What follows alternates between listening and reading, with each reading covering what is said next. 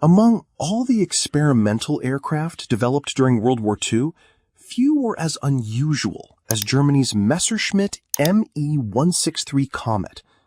Unlike conventional fighters of the era, it had no propeller and relied entirely on rocket power. Its compact design and incredible speed made it look more like a machine from the future than a weapon of the 1940s. To this day, it remains the only rocket-powered fighter ever used in actual combat. Test pilots recorded speeds that were far beyond anything achieved by contemporary fighters, making the aircraft one of the fastest flying machines on Earth. German military planners quickly became interested. By the early 1940s, Allied bombers were increasingly attacking targets across Germany, and the Luftwaffe desperately needed a way to intercept them. The Komet appeared to offer exactly that. Its rocket engine allowed it to climb at an astonishing rate, reaching bomber altitude in just a few minutes. In theory, it could launch, strike enemy formations, and return before Allied escorts had time to react. Yet hidden beneath this impressive performance was a serious problem. The aircraft depended on an extremely hazardous fuel system. Two volatile chemicals, known as T-Stoff and C-Stoff, powered the rocket engine. While highly effective at producing thrust, they were also dangerously unstable. Any accidental leak or contact between the chemicals outside the engine could trigger a violent reaction. Handling the fuel became one of the most dangerous parts of operating the aircraft. Ground crews worked with protective equipment, knowing that even minor mistakes could lead to severe injuries. Fuel leaks, damaged tanks, or mechanical failures often created situations far more dangerous than enemy aircraft. In some cases, accidents occurred before a pilot even left the runway. Tragically, these dangers were not theoretical. Several pilots lost their lives during testing and operational service due to fuel-related accidents.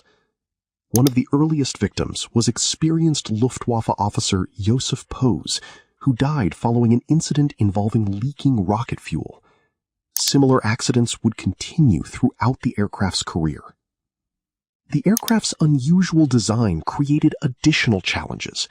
To reduce weight, the Komet took off using a detachable wheel dolly that was released shortly after becoming airborne. Once this happened, there was little room for error. If a problem developed during takeoff, recovering the aircraft safely became extremely difficult. Landing presented another major risk.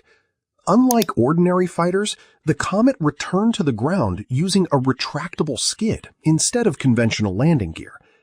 Since its rocket fuel was usually exhausted by the end of the mission, pilots had to glide back to base without engine power.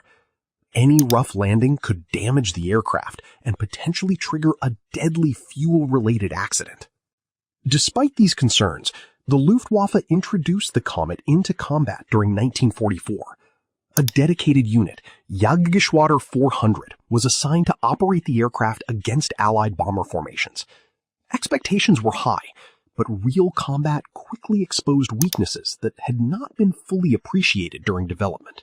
Ironically, the Komet's greatest advantage became one of its biggest disadvantages. Its extraordinary speed made attacking bombers surprisingly difficult. Pilots closed on their targets so rapidly that they often had only a brief moment to aim before shooting past the formation. Many attack runs lasted only seconds, leaving little opportunity to score accurate hits. Fuel limitations created another problem. The rocket motor consumed propellant at an incredible rate, allowing only a few minutes of powered flight. After making one or two attack passes, pilots often found themselves out of fuel. Once the engine stopped, the Komet became nothing more than a glider attempting to return home. Allied pilots soon recognized this vulnerability. Rather than trying to intercept the aircraft during its near vertical climb, they waited until its fuel supply was depleted. During the glide back to base, the Komet was slow, predictable, and unable to accelerate away from danger. This made it far easier to attack than many conventional fighters. As a result, the aircraft never achieved the impact Germany had hoped for. Although it succeeded in destroying a small number of Allied aircraft, operational accidents and losses consistently outweighed its combat successes. Many Komets were destroyed without ever encountering enemy fighters, and numerous pilots became victims of the aircraft's dangerous fuel system. Even so, the Me-163 was not without significance. While it failed as a practical wartime weapon, it demonstrated technologies and aerodynamic concepts that would influence future aviation development. Engineers from several countries studied captured examples after the war, and many lessons learned from the Komet contributed to the advancement of high-speed jet aircraft. Today, the Me-163 Komet occupies a unique place in aviation history. It was one of the fastest aircraft of its generation, a machine that pushed the limits of technology far beyond what most nations could achieve at the time.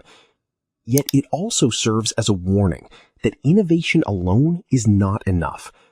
A revolutionary idea can still fail if it is too dangerous, too impractical, or simply arrives before the technology needed to support it. The Komet was both a glimpse into the future and a costly wartime experiment.